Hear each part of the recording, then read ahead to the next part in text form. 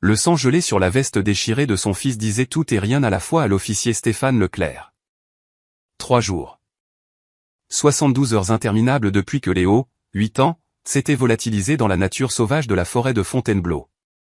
Les brigades cynophiles gémissaient, reculant du bord de la forêt comme si elles s'étaient heurtées à un mur invisible. Même Rex, le berger allemand décoré qui avait traqué des tueurs en série dans les pires quartiers de Lyon, tremblait de tous ses membres et refusait d'avancer. La forêt elle-même semblait retenir son souffle, un silence blanc et oppressant que seul le sifflement du vent glacial osait troubler. Stéphane sentait le désespoir lui glacer les os plus sûrement que le froid de janvier. Chaque arbre sombre, chaque congère, était un monstre qui aurait pu dévorer son fils. Le visage de Léo, souriant sur la dernière photo de classe, dansait devant ses yeux, une torture incessante. Sergent Moreau à Leclerc. Monsieur, la tempête approche à grands pas, crépita la radio. Nous devons nous replier. Une rage sourde et impuissante submergea Stéphane. Il arracha la radio de sa ceinture et la projeta de toutes ses forces contre un pin. Le craquement du plastique se brisant résonna dans le vide blanc, un son pathétique face à l'immensité silencieuse. C'est à cet instant précis qu'il la vit. Une jeune femme émergeant de la lisière des arbres, telle une apparition, un fantôme enveloppé dans des fourrures usées qui semblaient aussi anciennes que les bois eux-mêmes. À ses côtés marchait une créature impossible, un loup gris massif, plus grand que tous ceux qu'il avait vus dans les documentaires, avec des yeux d'ambre qui semblaient luire d'une lumière intérieure contre la neige. Elle parla d'une voix qui n'était qu'un murmure, mais ses mots tranchèrent le hurlement du vent avec une clarté surnaturelle. « Mon loup peut trouver votre fils. » Puis, elle laissa tomber quelque chose aux pieds de Stéphane. L'autre chaussure de Léo. Contre toute logique, elle était encore tiède. 4 jours plus tôt. Stéphane Leclerc était arrivé à Valençol 6 mois auparavant, une mutation qu'il avait lui-même demandée. Il était certain que maintenir l'ordre dans ce village perdu serait une promenade de santé comparée aux guerres de gangs et aux homicides quasi quotidiens de Lyon. Les habitants, avec leurs contes et légendes des montagnes et leurs histoires de loups, lui paraissaient pittoresques. Primitif, avait-il pensé avec une arrogance de citadin. Officier Leclerc, l'avait prévenu le maire aux cheveux blancs, Monsieur Jean Roche, lors de sa première semaine. Respectez les anciennes coutumes, ici. La forêt a ses propres règles.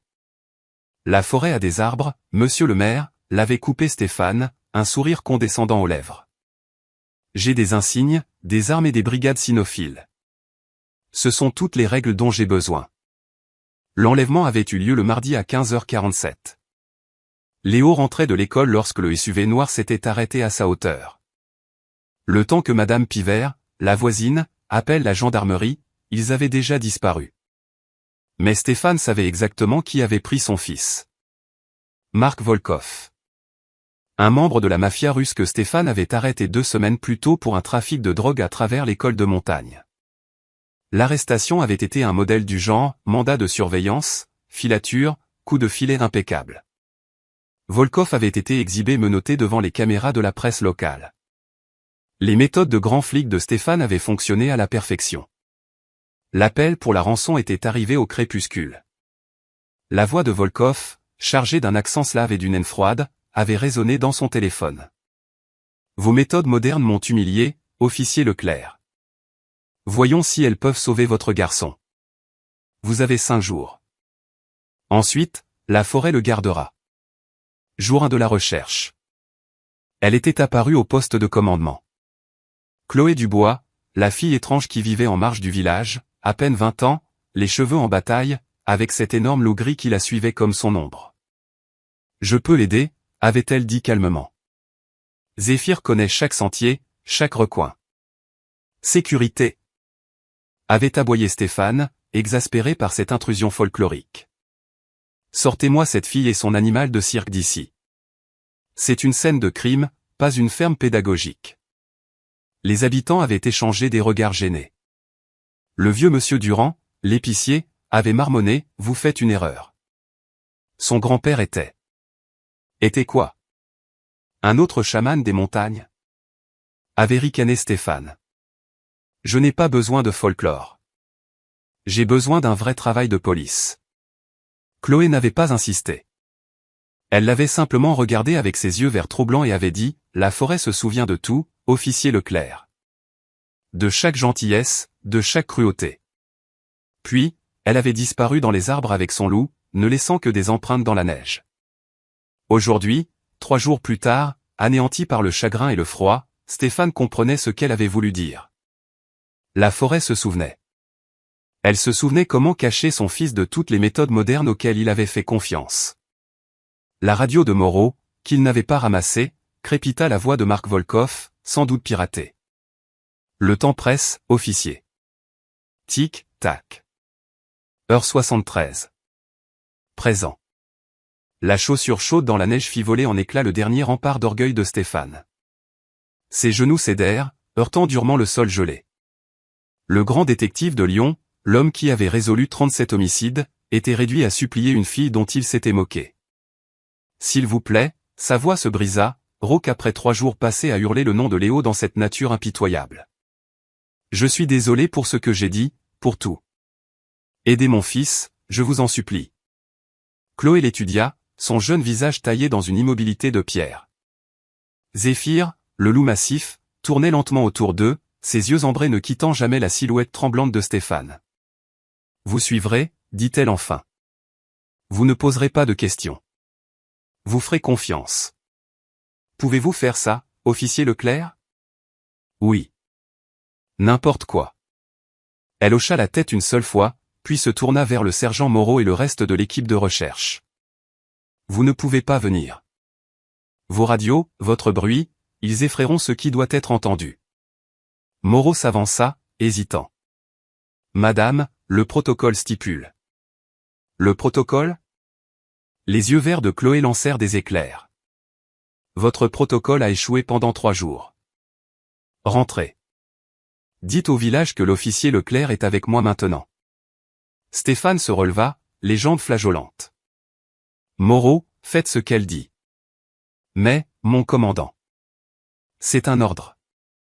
Alors que l'équipe de recherche battait en retraite, Chloé s'agenouilla près de Zéphyr, lui murmurant dans une langue que Stéphane ne reconnaissait pas, une cadence douce et ancienne. Les oreilles du loup frémirent, et soudain, la forêt elle-même sembla se pencher pour écouter. Vous devriez savoir qui vous suivez, dit-elle sans le regarder. Il y a 10 ans, votre prédécesseur, le chef Morrison, a aidé la compagnie minière du Pic à s'emparer de cette terre. Mon grand-père, Joseph Dubois, était le dernier des traqueurs autochtones qui protégeaient ces montagnes depuis 8 générations. Il est mort en essayant de sauver la meute de loups des trappeurs de la compagnie. La gorge de Stéphane se serra. Il avait entendu des rumeurs sur ce scandale, mais jamais les détails. Le conseil municipal a voté pour soutenir les mineurs, continua Chloé. Ils ont dit que les méthodes de mon grand-père étaient arriérées. Que le progrès ne pouvait être arrêté. Ils nous ont chassés de notre terre. J'avais 10 ans. J'ai regardé mon grand-père se vider de son sang dans la neige, entouré des loups qu'il était mort en protégeant. Elle se releva, et Zéphyr se plaça à ses côtés. Ce loup, Zéphyr, est le fils de la louve blanche qui m'a trouvé cette nuit-là. Elle m'a apporté de la nourriture tout l'hiver. M'a appris à survivre quand les humains ne le voulaient pas. Sa lignée protège ces montagnes depuis 300 ans. Ce n'est pas mon animal de compagnie, officier Leclerc. C'est mon frère. Je ne savais pas. Non. Vous n'avez pas demandé. Elle commença à marcher vers la lisière des arbres. Venez. Nous allons là où vos machines ne peuvent pas nous suivre. Ils plongèrent dans la forêt, quittant les sentiers balisés. En quelques minutes, ils entrèrent dans ce que les habitants appelaient la « zone morte », une partie de la forêt où les boussoles s'affolaient et les appareils électroniques tombaient en panne. Stéphane regarda son GPS scintiller puis s'éteindre. Sa radio ne produisait plus qu'un grésillement statique. Même sa montre numérique s'arrêta à 11h47. « Pourquoi tout tombe en panne ici ?» demanda-t-il, avant de se reprendre. « Pardon, vous avez dit de ne pas poser de questions. » De vieux gisements magnétiques dans la montagne, répondit quand même Chloé. C'est ce que disent vos scientifiques. Mon grand-père connaissait la vérité.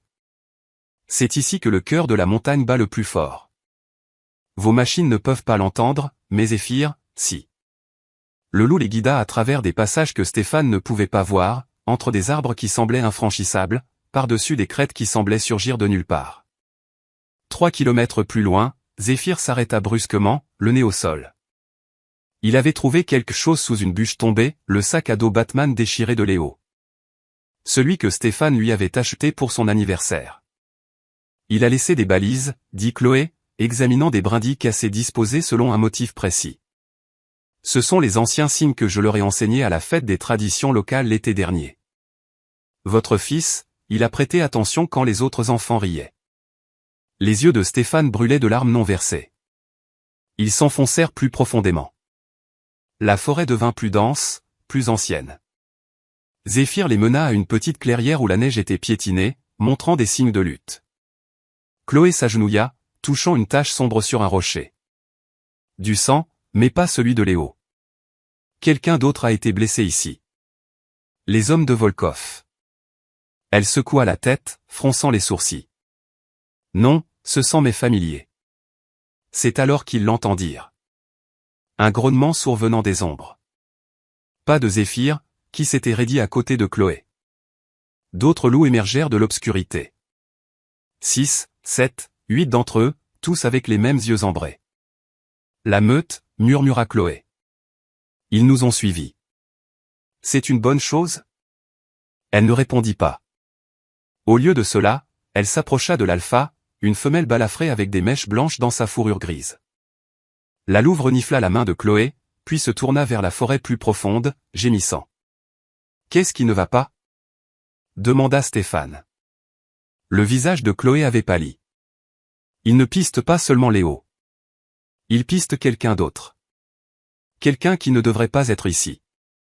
Elle regarda Stéphane avec une peur soudaine. Il ne s'agit pas seulement de votre fils ou de la vengeance de Volkov.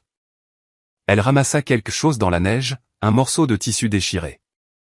L'écharpe cérémonielle de son grand-père, celle qui avait disparu avec son corps 10 ans plus tôt. C'est un piège, murmura-t-elle. Et il a été tendu pour moi. Heure 75. Forêt profonde. La combe du diable s'ouvrait devant eux comme une blessure dans la terre. En hiver, c'était un suicide. Il faut contourner, dit Stéphane. Contourner ajoute 8 heures, dit Chloé. Léo n'a pas 8 heures dans ce froid. Elle s'approcha du bord, où des symboles anciens étaient gravés dans une pierre levée. Puis elle siffla, un son qui semblait venir de la terre elle-même. Le sol trembla. De l'autre côté du ravin, un pin gigantesque bascula soudainement. Stéphane regarda, stupéfait, l'arbre de 30 mètres tombé avec une précision délibérée, son tronc atterrissant parfaitement en travers du gouffre pour créer un pont naturel. C'est impossible, souffla Stéphane. Il attendait, dit simplement Chloé. Mon grand-père l'a marqué il y a 40 ans, sachant qu'un jour il serait nécessaire. Elle s'engagea sur le tronc massif sans hésiter. Zéphyr suivit. À mi-chemin, Chloé s'arrêta. Votre fils est passé par là. Regardez. Gravé dans le bois avec un canif, les initiales LH et une flèche pointant vers l'avant. Une fois de l'autre côté, la meute se matérialisa, des dizaines de loups maintenant. Ils se déplaçaient comme de la fumée entre les arbres. Chloé posa sa paume à plat contre un tronc d'arbre, les yeux fermés. Quand elle les rouvrit, il y avait quelque chose de différent dans son regard. Les arbres se souviennent les avoir vus passer il y a 6 heures. Votre fils marchait tout seul, mais il est faible. Elle se déplaça vers une zone de neige piétinée. Toucha une petite tache de sang. Son expression se mua en quelque chose qui ressemblait à de la fierté. Votre fils s'est battu ici, dit-elle. Il a mordu l'un d'eux assez fort pour le faire saigner. Mais regardez. Elle montra le motif des brindilles autour du sang. Il m'a laissé des messages. Ceux de la fête des traditions locales. J'enseignais aux enfants les anciens signes d'avertissement. Que signifie celui-ci? Homme méchant avec bâton de tonnerre, traduisit Chloé. Des fusils. Il nous prévient qu'ils sont armés. Elle leva les yeux vers la canopée. Et celui-ci? Des yeux dans les arbres. Ils ont des caméras. Comme pour confirmer ses dires, une lumière rouge clignota sur un arbre à 20 pieds de là. Puis une autre, et une autre. Un haut-parleur grésilla, caché quelque part dans les branches. La voix de Marc Volkov emplit la forêt. Eh bien, l'officier Leclerc a amené la sorcière, comme prévu. Bonjour, Chloé Dubois. Chloé se redressa lentement, sa main se posant sur le cou de Zéphyr. Pensiez-vous vraiment qu'il ne s'agissait que du fils du bon officier? Continua Volkov. Votre grand-père a caché quelque chose à mon père il y a 20 ans. Des documents, des preuves. Mon père est mort en prison à cause de Joseph Dubois. Stéphane regarda Chloé avec une nouvelle compréhension. Le garçon est un levier, poursuivit la voix de Volkov. Mais vous, petite louve, vous êtes le vrai prix. Vous allez entrer dans cette mine et trouver ce que votre grand-père a caché. Et si je refuse? Un cri d'enfant résonna à travers les haut-parleurs. Léo. Stéphane s'élança, mais Chloé le retint. C'est un enregistrement, dit-elle calmement. Écoutez l'écho. Il joue des sons d'il y a des heures. Fille intelligente, grésilla un autre haut-parleur. Venez à l'entrée de la mine dans 1 heure, tous les deux, ou je commence à enlever les doigts du garçon. Les haut-parleurs se turent. Nous y allons, dit Chloé, mais elle regardait Zéphyr. Mais pas seule, et pas comme des proies. Elle releva la tête et hurla. La meute répondit, leur voix créant une symphonie qui fit frissonner la montagne elle-même. Quand les hurlements cessèrent, Chloé sourit pour la première fois. Ce n'était pas une expression réconfortante. Volkov pense qu'il est le chasseur. Il est sur le point d'apprendre ce que signifie être chassé par la montagne elle-même. Elle sortit de sa sacoche une petite flûte en os. Elle en joua, mais aucun son n'en sortit que Stéphane put entendre. Pourtant, quelque chose arrivait. Une ombre se déplaça entre les arbres lointains. Massive. Impossible. Qu'avez-vous appelé? Murmura Stéphane. Les yeux verts de Chloé reflétaient la lumière déclinante comme ceux d'un chat. Le vrai gardien de ces montagnes. Celui que même le père de Volkov craignait. Le sol trembla légèrement, rythmiquement. Des pas qui se rapprochaient. Nous devrions courir, dit Stéphane. Non, dit doucement Chloé. Nous devrions prier pour qu'il se souvienne que je suis une Dubois. Heure 76. Le bois des anciens. L'ombre entre les arbres se révéla lentement. Un ours grizzly ancien, blanc de vieillesse, ses yeux voilés par la cataracte. Il se dressa sur ses pattes arrière, mesurant près de 4 mètres, mais il se déplaça vers Chloé avec une douceur impossible. Grand-père ours, murmura-t-elle en tendant la main. La créature massive renifla sa paume puis se laissa retomber sur ses 4 pattes avec un grondement qui secoua la neige des branches. Ils arrivèrent dans une clairière, un cercle parfait de pins anciens entourant une pierre levée couverte de symboles. La pierre qui pleure. C'est ici que mon grand-père m'a tout appris, dit Chloé. Où il est mort. Elle s'assit et offrit à Stéphane de la viande séchée et des bailles. Alors qu'il mangeait, Zéphyr se leva et trotta jusqu'à Stéphane. Le loup le renifla de la tête aux pieds, puis fit quelque chose d'extraordinaire. Il se coucha, la tête sur le genou de Stéphane. Un geste d'acceptation qui fit écarquiller les yeux de Chloé. Il n'a jamais fait ça avec un étranger. Jamais. Pourquoi maintenant? Parce qu'il voit ce que je commence à voir. Vous n'êtes pas ici en tant que flic. Vous êtes ici en tant que père. La meute comprend ça. La famille qui protège la famille.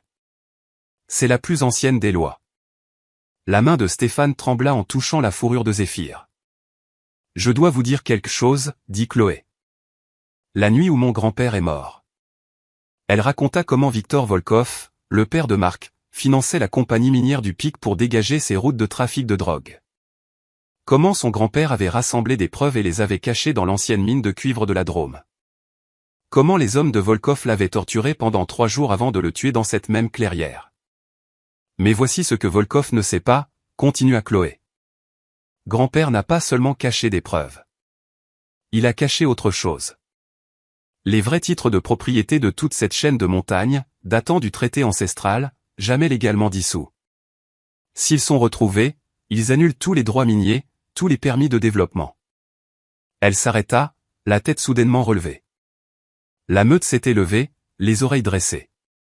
Chloé examina les marques que Léo avait laissées plus loin. Son visage devint blême.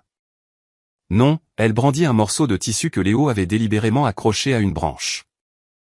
Une carte sommaire y était dessinée avec de la boue. Il ne laisse pas seulement des balises, dit-elle, la voix tremblante. Il a écouté les hommes de Volkov parler. Il sait pour les documents et il essaie de les trouver lui-même. C'est bien, non? Dit Stéphane. Vous ne comprenez pas. La mine est piégée. Mon grand-père s'en est assuré. Il l'a conçue pour que seule une personne de sang du bois puisse y naviguer en toute sécurité. Au bas de la carte de Léo, une écriture d'enfant tremblante disait « Je peux aider. Je me souviens de la fête. Je connais les signes. » Il va mourir, dit Chloé sans détour. Le premier piège le tuera. Zéphyr hurla soudainement, un cri de panique. Au loin, porté par le vent, vint le son d'une explosion. Le visage de Chloé devint blanc comme la mort. La mine. Quelqu'un a déclenché le saut d'entrée. C'était censé me tuer. Heure 78. À l'approche de la mine. Ils coururent à travers la forêt. L'ancienne mine de cuivre apparut, transformée en une installation militaire. Projecteurs, barbelés, hommes armés. Stop, siffla Chloé. L'entrée de la mine elle-même était partiellement effondrée par l'explosion, mais une entrée secondaire restait ouverte, lourdement fortifiée. Regardez, dit Chloé. L'explosion a eu lieu à l'ancienne entrée, celle que grand-père a scellée. Elle montra un corps près de l'entrée détruite, en équipement tactique. Le premier piège de grand-père. Des poches de sulfure d'hydrogène. Une étincelle, et un haut-parleur grésilla. Entrée spectaculaire, Mademoiselle Dubois, tonna la voix de Volkov. La fille entre seule. Elle guide mes hommes jusqu'au document. Une fois que je les ai, le garçon est libre. Vous mentez? Hurla Stéphane. Demandons à Léo. La voix de Léo, faible mais vivante, se fit entendre. Papa? Papa, je vais bien. Je suis dans une cage, mais je vais bien. La communication fut coupée. Vous avez 5 minutes, dit Volkov. Ou je commence par ses pouces. C'était toujours à propos de moi, dit Chloé doucement. Les documents que grand-père a cachés ne sont pas seulement des preuves de trafic. Ils prouvent que Victor Volkov a assassiné l'arpenteur géomètre d'origine et a falsifié les droits miniers. Si ces papiers refont surface, Marc perd tout. Elle se leva, mais Stéphane attrapa son poignet. Il doit y avoir un autre moyen. Elle se libéra. Regardez. Elle émit un sifflement bas. Zéphyr fondit dans les sous-bois. Une minute plus tard, un cri. Un des gardes était à terre, le bras ensanglanté, et le loup avait déjà disparu. Feu à volonté! Hurla la voix de Volkov. Les gardes tirèrent sauvagement dans la forêt. Puis Stéphane entendit un son qui lui glaça le sang. Un cri aigu, la plainte de mort d'un loup. Une forme grise trébucha hors de la lisière des arbres. Un jeune loup, à peine plus qu'un louveteau. C'était Luna, une jeune femelle que Chloé avait élevée. Elle s'effondra, le sang tachant la neige. Chloé courut vers elle, tombant à genoux à ses côtés. Luna, murmura-t-elle, berçant la tête du loup. La louve la regarda avec des yeux confiants, puis, avec un dernier frisson, elle s'immobilisa. Le cri de Chloé n'était pas humain. C'était une clameur primale, arrachée des profondeurs du chagrin. Et la montagne répondit. La température chuta de 20 degrés en quelques secondes. La glace se forma sur les fusils des gardes. Le sol se mit à vibrer. Vous avez tué l'un des miens, dit Chloé, sa voix portant malgré la distance. La montagne a des lois plus anciennes que vos armes, monsieur Volkov. Vous venez d'enfreindre la plus haute. Elle déposa Luna doucement dans la neige. Elle sortit une poignée de graines de sa sacoche et les dispersa sur le corps. En quelques secondes, des pousses vertes percèrent la neige. Des vignes jaillirent du sol gelé, s'enroulant autour de la forme de Luna. Des fleurs s'épanouirent en plein hiver, des pétales blancs qui brillaient faiblement sous les durs projecteurs. Chloé marcha vers la porte du campement, et les gardes reculèrent. J'arrive, Volkov, lança-t-elle. Elle atteignit la grille et posa sa main sur le métal gelé. Il se brisa à son contact, tombant en morceaux comme du verre de sucre. La montagne elle-même se réveillait. Heure 79. L'heure la plus sombre. Chloé entra. Les gardes l'encerclèrent, la fouillèrent. Ils la conduisirent à l'entrée de la mine où Mark Volkov se montra enfin. Grand, balafré, un œil gauche d'un blanc laiteux. La célèbre Chloé Dubois. Où est le garçon? La voix de Chloé était stable. Volkov lui montra une vidéo sur une tablette. Léo, dans un vieux wagonnet de mine, pâle et épuisé. Volkov la gifla. De la forêt s'éleva le hurlement de guerre de Zéphyr, rejoint par des dizaines d'autres. Ils disparurent dans la mine. Stéphane voulut les suivre, mais son chemin fut bloqué par la femelle alpha balafré et 6 autres loups. Ils avaient reçu l'ordre de le garder ici. Un haut-parleur près de Stéphane grésilla. Volkov avait laissé le canal ouvert. Il entendit Chloé guider les hommes à travers les tunnels. 20 minutes plus tard, la voix de Léo.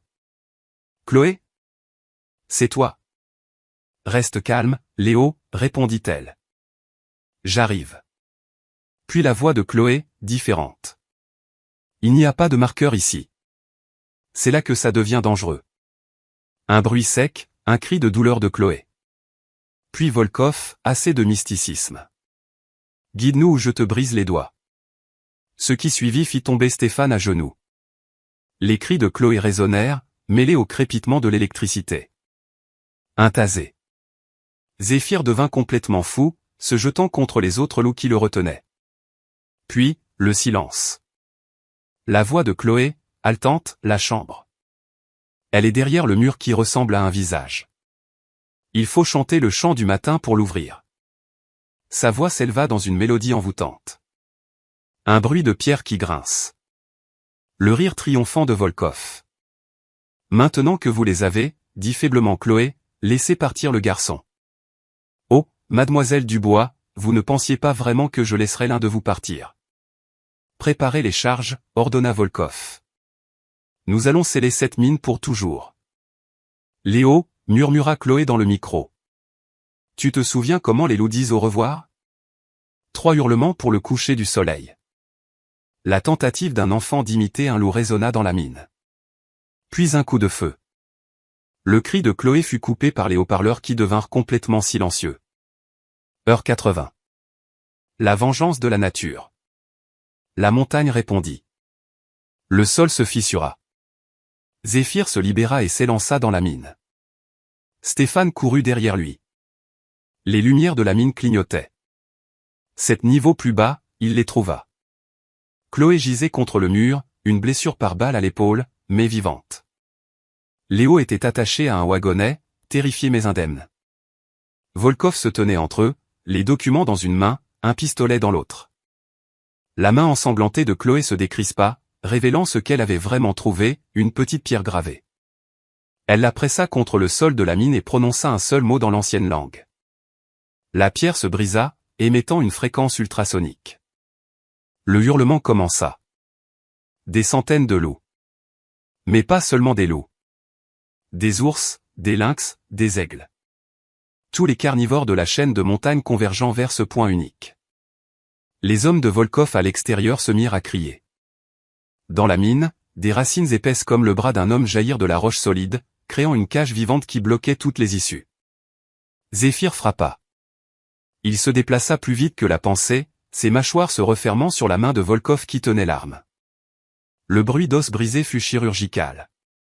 Stéphane se précipita vers Léo, coupant ses liens. Volkov rampa en arrière. S'il vous plaît. Dehors, les prédateurs attendaient. La forêt décidera de votre sort, dit Chloé. Courez plus profondément dans la mine, ou restez ici et affrontez-les. Choisissez. Volkov regarda le mur d'yeux à l'entrée du tunnel, puis l'obscurité derrière lui.